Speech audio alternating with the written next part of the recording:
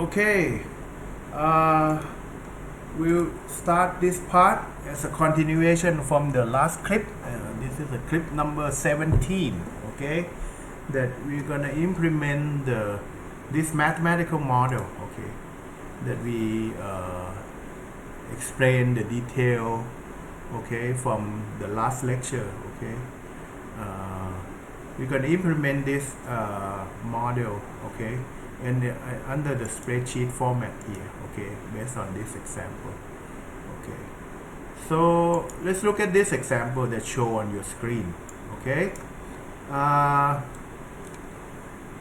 actually in this case we consider the 12 period of planning. Okay, which means that when you go back here, okay, you have x of 1 until I equal 1 to 12. Okay, CIXI. Okay, and this is the cost per unit for each period. Okay, this is the cost per unit for each period, and the uncertain demand is you can look at it is at least 50. Okay, as an integer value, and then you can have a random uniform random between 50 and up to around 99, because we use the integer function here. Okay, it's always run down. Okay, and with the range of 50 and time the uniform 0 to 1 random number. Okay, and we assume in all period is the same. Okay, so we use the same format of uncertainties for all 12 periods, but in the actual reality, so you might have change depend they might have some seasonal effect and can be different. Okay, and so we use this generator to generate the demand here, all possible demand. Okay, and for each scenario, and you can say that with this, okay, let's consider how many possible the possible number of scenario. Okay, because for each period you can have a number from 50, 51, 52 up to 99, so there are 50 alternatives for each period, and then you have 12 period. Okay, so the total number of possible scenario is 50. We have to be 50 to the 12. Okay, 50 times 50, 50. Okay, to 12 times. Okay, so which can be many million number of alternatives, and no machine can have enough memory or to keep all the possible scenario to analyze the problem. So in this case, okay, we just randomly generate it on the Excel as an experimentation for only 1000 here. Okay, have to be pretty quick. 1025. Okay, scenario. Okay, actually you can generate as much as you want if you depend on the memory, main memory that you have on your machine. Okay, but in this case, just an example that we generate 1025. Okay, and this problem have already been solved. Okay, and with this yellow highlight here, this is the x of 1, x of 2, x of 3, x of 4, x of 5, x of 6 up to x of 12. Okay, this is the number of order or number of production for each period. In order to satisfy this one is fixed, you need to make a decision of the amount of order for each period. Okay, but you really don't know which pattern of demand gonna come out. Okay, so in each case, after you put an order x1 to x12, okay, it's gonna happen. What's gonna happen is that they will have I plus and I minus, which is according to this one, this is the same here. For I plus is the actual inventory for scenario K at period I minus is the number of back order, the number that you need to fulfill later. Okay, and you can use the x of I in the next period to help fulfilling them. Okay, so this one is I minus at period I scenario K. For each of them have some expectation cost of G sub I K and S sub I K respectively on the model. Okay, So this is we just analyze, and we have a formula. This one already solved. Okay, it's a decision variable. So the decision variable, we have this, the order, okay, and all I plus and I minus according to the model here. And then d sub I k, okay, for demand of each of period I at scenario k is here. Okay, this one is here. Okay, and we generate 1025 scenario. Okay, and this one we just make a copy. Okay, just link it. Okay, once you already know this, just move it in the second scenario. It have to be the same amount of order for each period. Okay, will be used to analyze in all scenario. Okay, and this is the balance left hand side. Okay, they have to be equal to the right hand side, which means we implement this equation. This is the left hand side, and this certainly the right hand side is a constant value here. Okay, the left hand side, the balance. Okay, the first one you need to have in the first period you have an order. Okay, H4 minus, okay, inventory I plus, and then plus I minus. Okay, so this is the first period, and then from the second period, okay, it's gonna follow this formula.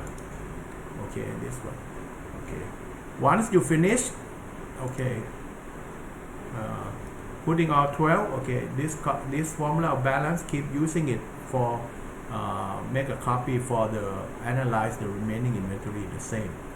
Okay, we also have this ordering cost, copy from here. Okay, since the ordering costs have to be the same in all scenario. Okay, so just make a copy of this, and we have two parameter to analyze the cost per unit of I plus I minus. Okay, let's say this. In this kind, we just set some example like inventory cost, around 10% of the ordering cost, and the I minus is the fulfill the order. You need to buy the thing at the same price. Okay, in the same period. Okay, so this one we use 100%. Okay, so this is what we estimate the costing system here. Okay, so based on this we can set up the expected cost, okay, which will be the sum product of the order in each period and with the ordering cost, and then plus the sum product of the whole I plus and I minus in all scenario with the cost corresponding cost per unit here. Okay, and then as you know that the formula here, okay, if you using the solver, okay, you're not going to be able to run this because it's too much. I can solve it for you. Okay, once you solve it, it's a too many variable cell because it exceed the number of changing cell here. Okay, with you have 12 period, right, and 1025. It's gonna cost you maybe more than 20,000 decision variable. Okay, with another more than 10,000 constraint, balance constraint here. Okay, so we need to, as I told you in the earlier lecture, in lecture 1, that you can install what we call the this one is an open solver. Okay, so we implement this and solve by using the open solver. Okay, and once the model is solved, okay, so they show here when you solve using the open solver model. Okay, and this is the optimum solution that they get. Okay, I already run it. Okay, but I encourage you, okay, after you install the open solver on your machine, okay, you can use this part and first of all check the spreadsheet formation and link it back with the original model that we solved here. Okay, and then in the next step, okay, try to use open solver to solve it and observe the time behavior. Certainly you're gonna get similarly solve what you get in when you the same experimentation result that you got from lecture 1 when you solve another type of LP under uncertainty, that it takes a very long time to set up the problem and much less time to execute and solve for the optimal solution. Okay, And first of all, let me remind you again that this type of problem have a lot of different from the lecture 1 problem because of the left hand side constraint here, that you know that this one serve as a u and v, I minus is u, I plus is v, plus uv as in lecture 1. But in lecture 1, if you might recall, okay, you can remember that, okay, I plus and I minus here is in when you add in each left hand side is independent of each other, okay, which means that once y plus and I minus in constraint appear, it's not going to appear in other constraint. There's no be no other coefficient according to I plus and I minus within that constraint in the other another constraint. But this one we have found that, okay, based on the original formulation, you can see that I plus and I minus for each I, okay, will appear again, okay, in the next equation. Okay, so that make it difficult to see that the dual problem is not gonna be obvious to solve, okay. But let me recall back, okay, what we tell you about last time, that when we apply Bender decomposition here, okay, I'm going to be quick because last time we explained this.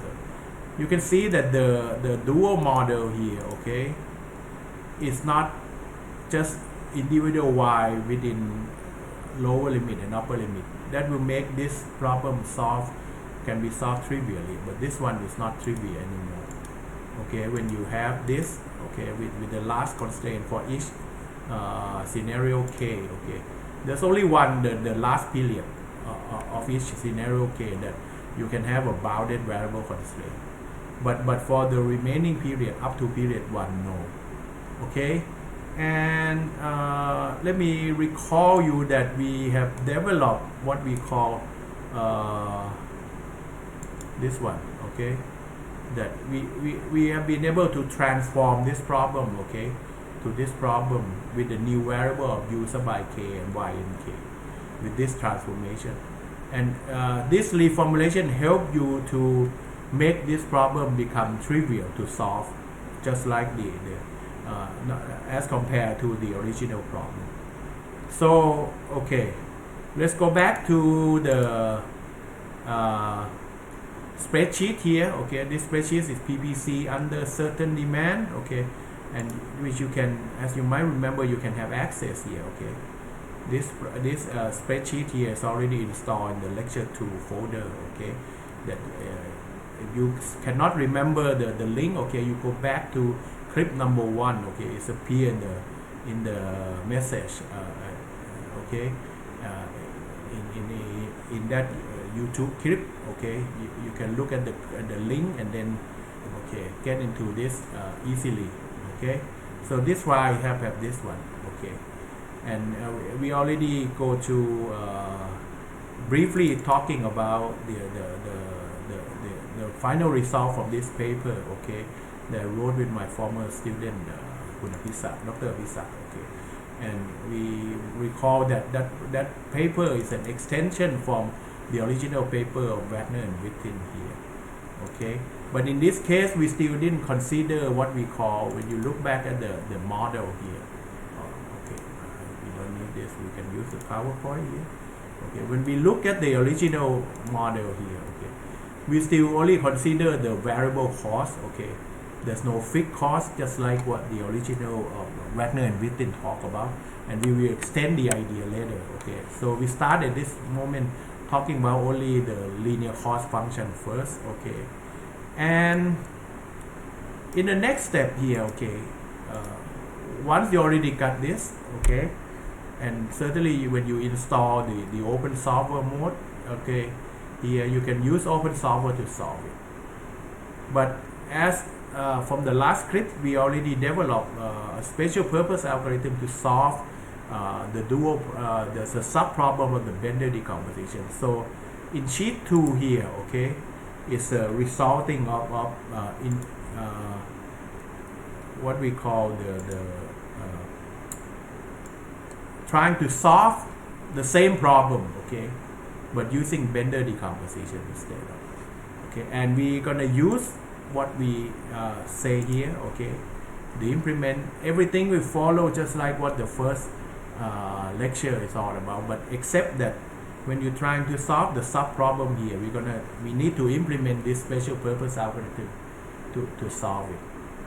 Okay, so we are going back to the PPC here and see how the Bender decomposition has been implemented, but certainly not complete. You can see that the expected cost still far not reaching the optimum solution here. The optimum solution here should be 10,244.755, okay, but in this one the current solution is only here. But I already set up the Excel implementation here, and now the lower bound just reaching only 7,000. So there's a large duality gap. This is the lower bound and this is the upper bound.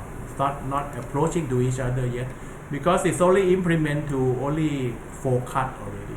We're using a similar format just like what we have in a spreadsheet format in the lecture 1, okay. This is the Bender cut constraint, okay, and it keep moving down from the first solution that we assume that all production in each period is all equal, is as empty, as no 80 value, 80 amount, but then as the search move on, okay, it just swing around. Now we come to the 4th cut here, okay, and this is the current solution that's solved here, okay, have been solved here, okay, and then we in the next step we need to move this solution to replace this one.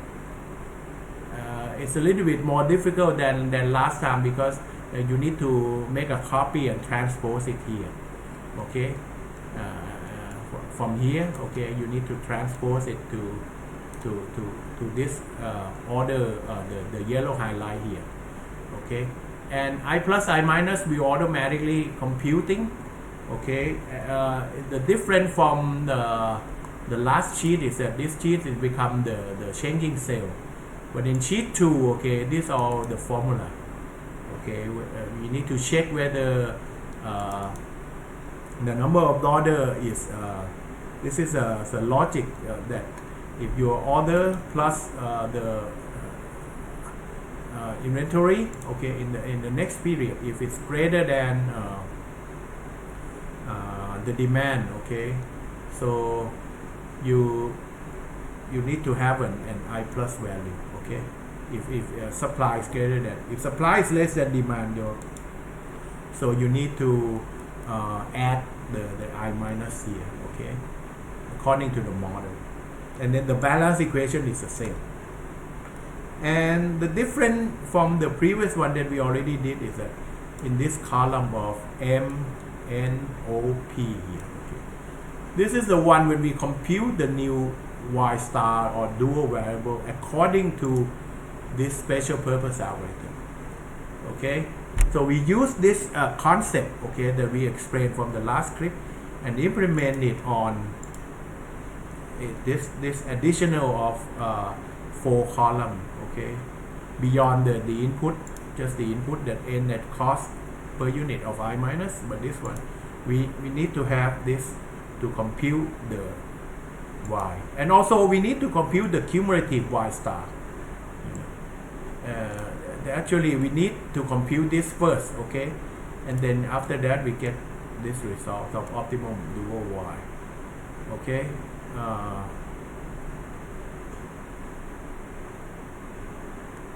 Okay, so we're gonna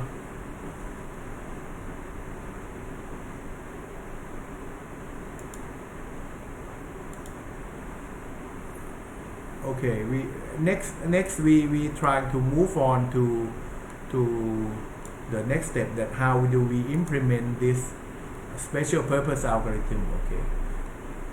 First of all, let's look at the formula first, okay. The formula before you choose U sub I k and Y sub n k, okay. You look at the objective function, okay. the objective function that multiply y sub n k for each k, okay, is a cumulative value of d sub I k minus x star I. Okay, so that's why you need to find, this is a cumulative from all periods. Suppose you have n period of demand at period I for each scenario k and minus x sub I. So this is the coefficient that you're going to consider when multiply y sub n k, whether this value is positive, is positive or negative. If it's positive, you select y n k as a maximum value g sub n k because you want to maximize w. But if this coefficient is negative, you select minus s sub n k because negative times negative will be positive. That will try to maximize w. The same as when you consider each u sub I k. For each u sub I k, it will be only summation j equal 1 to I. Okay, j equal 1 to I. And also this one you have I equal 1 to n minus 1. Okay, for each of them. So this one is for the cumulative of the d sub u sub I k. Okay. So you need the cumulative value of d sub j k minus x star. Okay, for each. Okay, when I is equal to 1, it's only 1. So when I is equal to 2, is a cumulative up to 2 period. I equal to 3 is a cumulative up to 3 period. And so on until the cumulative of summation j equal to I of this cumulative value up to n minus 1. Okay, for it's a coefficient that multiply u sub I k. Okay, when you really accept this one, okay, except for the last term, that when I is equal to n, okay, is this term. Okay, it becomes this term. Okay, so what we are doing here, okay, we're gonna implement this on this, okay, on this term. Okay, first of all, you need to find demand minus order first. This is what you have. Okay, you remember that this is dik minus xi. Okay, since the order is the same, you have dik minus xi. Okay, and then you need to find the cumulative value of d sub I k. Okay, this is the cumulative of this one. Okay, this is the cumulative. Okay, first of all, you need to find d minus x, and then this is the cumulative from I equal 1, j equal 1 to I. So when you look at this, okay, this is a cumulative. Like you start with this one, so this minus s is equal to what? This 2. Okay, this one plus this one. Okay, and then for when you move here is you cumulative here plus here. Okay, and so on. Okay, so with this column n here, okay, you did get this coefficient. Okay, the cumulative for dik j equal 1 to I. Okay, up to I equal 1 to n.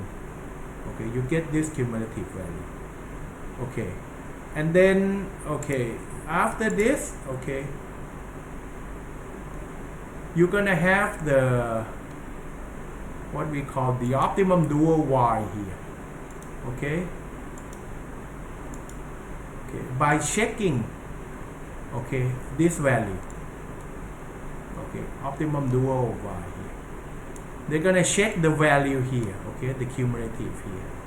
Okay, and up until this one, okay, only this the last value here.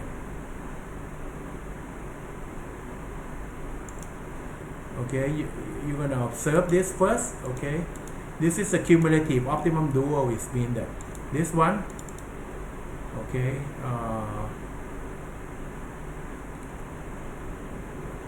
oh sorry, this is actually the same value.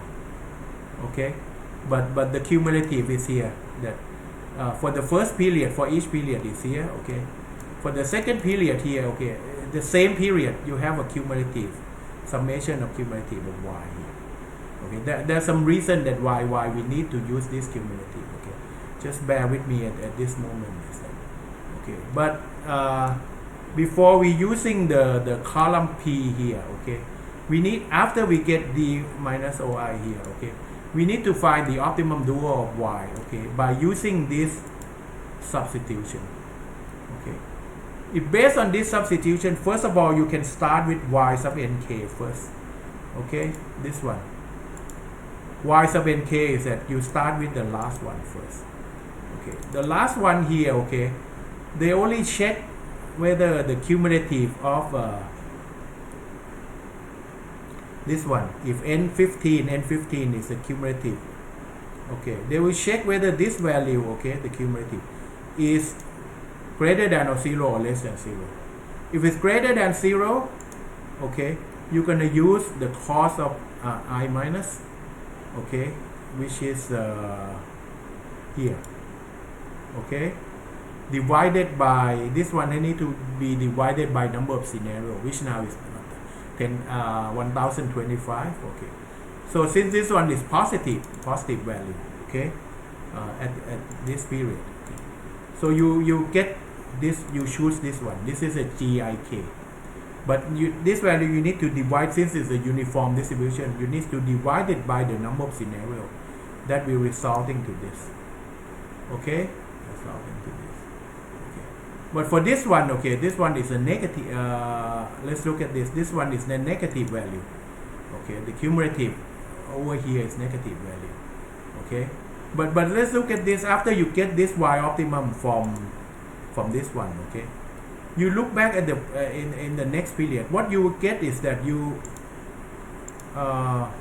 from this period, okay, you can see that we use a similar formula, but you know that the similar formula that we use in the last period, certainly you're gonna get y and k, but the period before that, up to period when you only get uik. Okay, once you already select uik, you get either the upper bound or the lower bound value. You need to use this formula to find the corresponding y sub ik, which is a recurrent formula. Since in the next period you're going back to yn minus 1k, you already know y sub nk from this.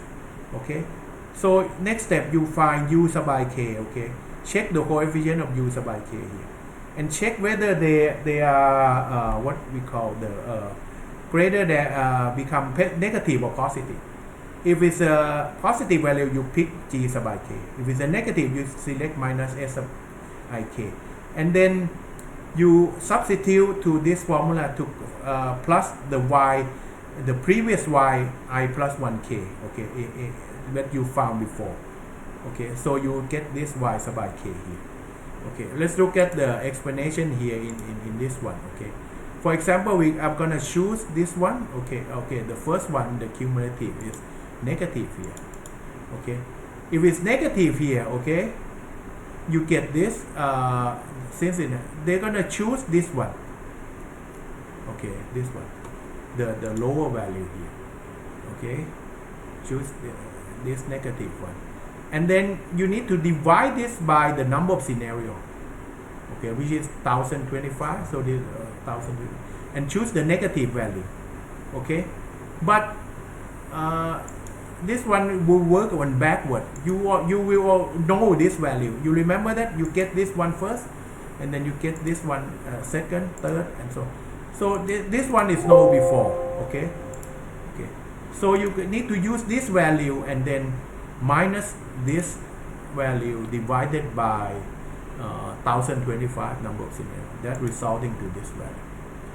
Okay, so this is the way you find the optimum dual here. Okay, you might go back and take a look at the formula that I used to find here. Okay, all of these are based on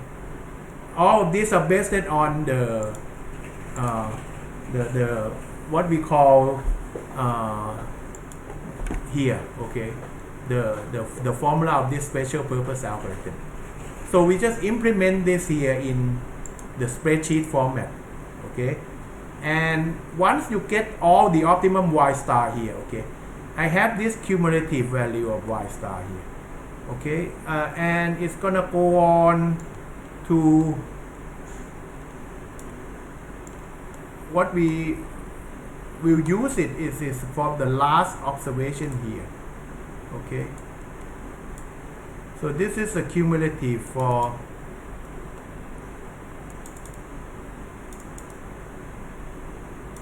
okay. So this is a cumulative here. Okay.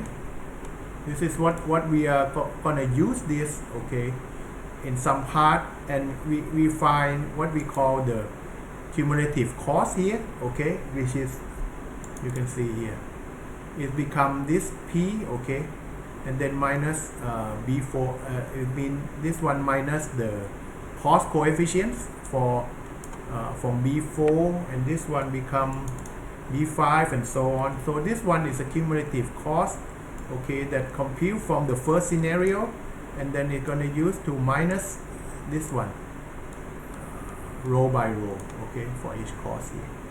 Why we need to compute this last column? Because we're going to use it to generate the cut here, okay, because we're going to go back, okay, here and take a look at the what we call the cutting, the Bender decomposition here, okay, that we already explained from your last script, okay, but oh, sorry,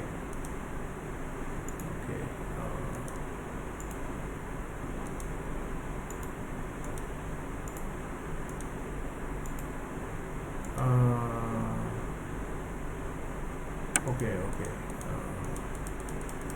this one first, okay,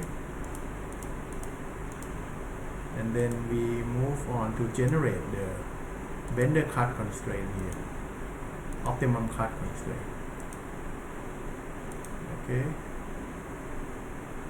Okay, we need to take a look at this model first.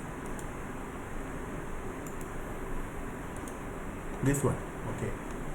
So you want to minimize T, and T is greater than or equal to 30, this summation CIXI. But this one is the one that we need that column to find the cumulative, because when we move around and generalize the optimum cut model here, this term will become the summation of I and summation for all scenario K, okay, case number of DIK minus XI times Y. This is the optimum Y, okay, of period I and scenario K for iteration J, okay. So for each round you're gonna have the new Y star, okay, and the coefficient that gonna use, look at here, okay, the coefficient that multiply X here, okay. Certainly for the right hand side for these inequalities, okay, you're gonna have summation of the DIK times YIKJ, okay, for all IK, okay. That's for the constraint J, iteration J that being added to the optimum cut model, and but for the coefficient that's going to move to the left hand side of the constraint here, certainly you get minus CI because you move this term to the left hand side, and this one you get the plus side when you move to the left hand side here. The coefficient that multiply xi will be summation ik, okay, for each I will be summation k for each I, which is summation for all scenario of yikj. You see that this is the key, that why, based on this optimum cut model, okay, why we need this cumulative y, because for y in each period, this is yi for period, y1 for period for scenario 1 up to y12 of scenario 1. So you need to find the cumulative for each period, okay, for all scenario here, and that resulting from this one. Okay, this is the one, the cumulative, okay, and then this cumulative you need to multiply, minus the cost coefficient according to the ordering cost for each per unit for each period, okay. That's why this to be minus the cost for each period I until the last period. It's observed, just my observation, that you can see that the last period, this one is equal to 0, okay, and there's some reason behind this, but for the remaining you will still have this, okay, but I'm gonna explain, not explaining to you here, because this is just follow the procedure according to the theory, okay. So once you get this, you know that this become the coefficients of, you can see that 40, 33, 43 until 0. Okay, that will be the coefficient for here. You see that 40, 41 here. Okay, up to order 12 here. This, so the coefficient for the cutting plane here, okay, we just use the transpose of this one.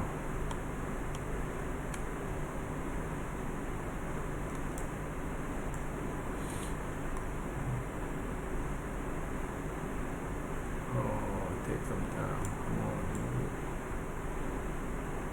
Okay, this one.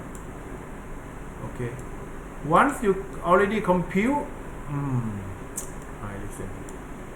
Okay, the summation y here for each period, sum over all scenario. Okay, sum for all scenario together, and you minus each cost per unit for variable cost of production or ordering for in each period I. Okay, you will get the coefficient for each x of the left hand side of the optimum Bender cut model. Okay, so the link the formula, I just use the transpose function here. Okay, but this one we use the same after iteration by iteration, we just copy it down. Okay, step by step. So I'm gonna demonstrate to you the continuation of what we set up here. Okay, so now you're gonna get the new solution here. This is the first 4 solution, but you already solve it. Okay, to make sure that I'm gonna solve it again. Okay, this one we use we already set up the optimum cutting what we call the Bender cut model. Okay, so if I can solve it again, okay,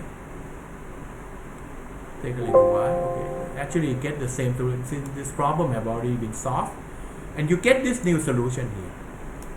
Okay, so now when you get the new solution here, okay, you need to put this solution into this to replace this one. This is the old solution.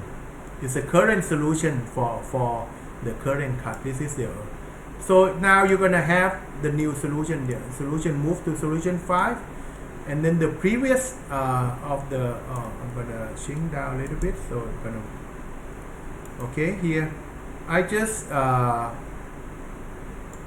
copy it and then I just move it here. Okay, but for the first solution here, okay, it becomes this solution. I'm going to replace this. This is the solution from the current iteration. I just copy it and then put it in here. Okay, to say that, okay, now we're going to approach the 5th solution. Okay, this is the solution from the optimum cut model. Okay, the same way is that now you got with this new solution, if I copy this solution but I need to transpose it and put it in the order quantity here, you're gonna get the new optimum y and the new coefficient for the optimum cut model. So we need to add, okay, move down, you have cut number 5. Okay, and we're gonna move all the coefficient previously in the 4 here. Okay, and copy it, and be careful that you paste only the value. Okay, because the value is already fixed, and then we just okay, highlight, and the left hand side, okay, just copy the formula here. Okay, and then for the right hand side, okay, I need to make a copy, just place just the value. Okay, next this, all this thing is very similar, using the same platform as we already did, but you know that the cut 1, cut 2 now very similar. Okay, but it's gonna change once you move this, make a copy of this. Okay, so I just copy this. Okay, and then I'm gonna place it here. Okay, but I'm gonna transpose it. Okay, so this is a new solution, so I put it in here. Once I get the new solution, I get the new expected cost here. Okay, I haven't put the expected cost down here yet. Okay, actually in this solution you should put the upper bound, the expected cost that you got from from this table here, okay, to see what is the minimum cost you found so far, because this is another solution. Look at here, there is still the irrational number, okay. It's not the integer number yet, okay, at this moment, okay. So now you can see that you have the new here, okay. The new cut has already generated here, okay. This is the new cut coefficient. Where is new and the new left hand side, okay. Left hand side, certainly you use t plus sum product of order quantity 12 multiplied by cut coefficient, and the right hand side here, okay, certainly the sum product of E and O. Where is E and where is O? E is here, okay. This one is the demand, okay. O is the optimum Y value, okay. This is according to the dual model that you here, okay, if you consider here, because when you move all the x to the left hand side, the remaining right hand side is only summation I to k of dik times yik at iteration j. So you need some product of d and y, okay, for all ik, and that's what we did here, okay. So this will become the right hand side, and certainly it's going to be infeasible. You see that left hand side now is less than the right hand side, because you add one more constraint. You want to resolve this problem again to improve the lower bound t here, and hopefully this value will reach and touch the upper bound, okay. Okay, so we're going to solve this problem again, okay, and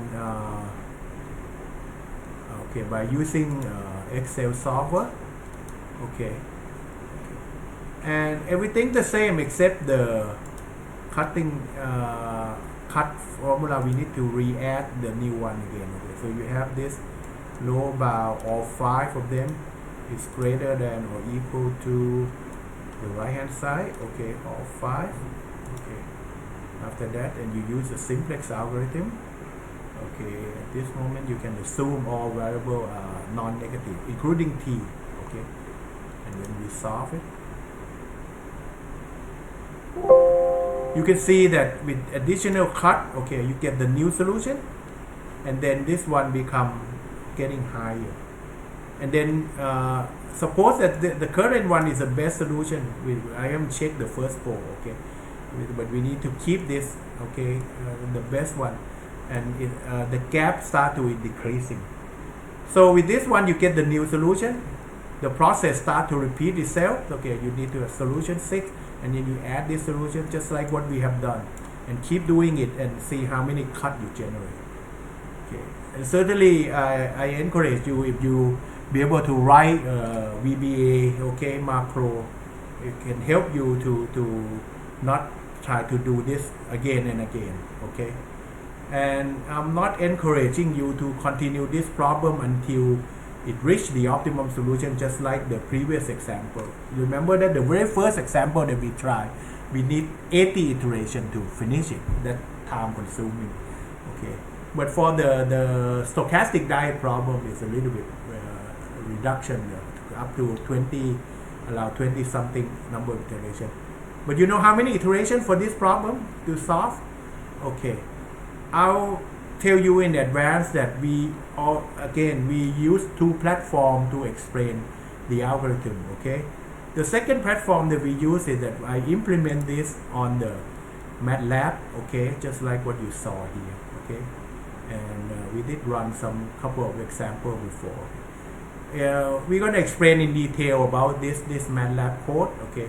At first, okay, I'll show you for the line 9 here is that this is how we can import or import the data from the Excel file. Because at first, okay, I need to transform this input data, necessary input data, to set up the model in MATLAB.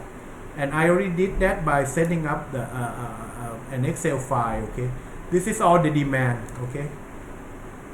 The first column is all the demand, okay.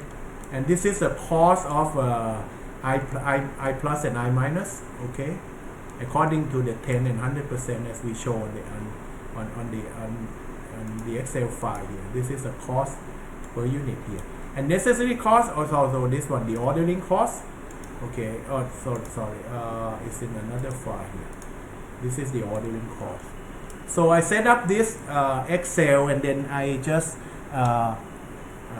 be able to, using MATLAB, to import the data from this Excel file. Okay, that's what we did on this this first part of this MATLAB, from line 9 to line 18 here. Okay, first of all, I need to make sure that I have this file name, okay, put it in the same default format as the program.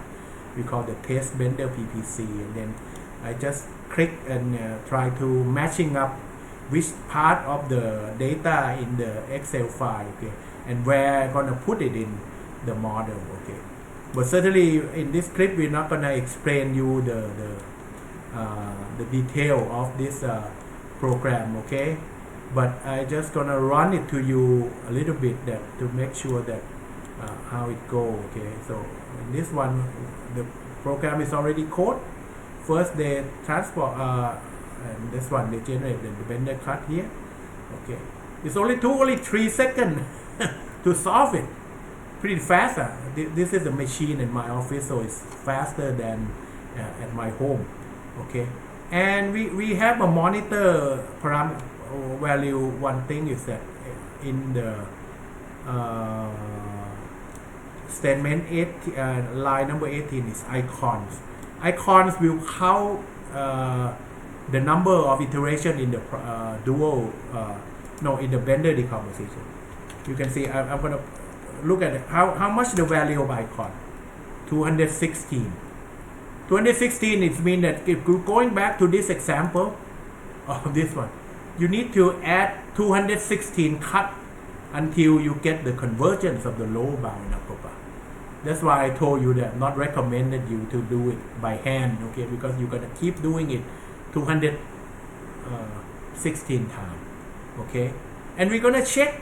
We already have the in sheet 1 that this is the optimum solution. The optimum solution from when you're using the open solver, and this is the objective function. Okay, that you get 10,244.75, and this is the optimum value. Okay, in column H, 97.79, and you don't produce in the last period in period 12. Okay, this is so I'm gonna show you, as I told you before, we're gonna explain about the MATLAB code in a different clip, but I just want to show you that okay, the optimum solution, okay, for X in all 12 period, okay, will be installed in X op variable X op, and I'm going to use transpose here. Okay, so this is the optimum solution at the termination after 215 iteration, which you can check that it is the same as this one, 97, 79, 82 until 39. But look at the MATLAB result, 97, 79, 82. And also the upper bound value here, okay, that at termination, okay, is this one, 1.0245 times 10 to the 4, which means it's what, 10,245 something. Okay, and let's look at the Excel file. Is what the target cell is 10,244.75. If you round up, you get 10,245. But certainly MATLAB can have more accurate, okay, precision if you define in the first place. So I just want to just give you this to make sure that now we implement a program called Bender PPC uncertain based on the example for this Excel file, and we get the same result. Okay, and but for Excel we can demonstrate you relation to the original Bender cut and the special purpose algorithm that we explained to you before, or this one. Okay, but we also implement all those things under as a code, as a MATLAB code here. Okay, and so for next time in the next script we will go into more detail, explain about the logic of the MATLAB code, and then we also gonna explain you if we can extend it to solve the problem with higher number of scenario. Okay, so from this clip we gonna stop here. Okay, and see you in the next clip.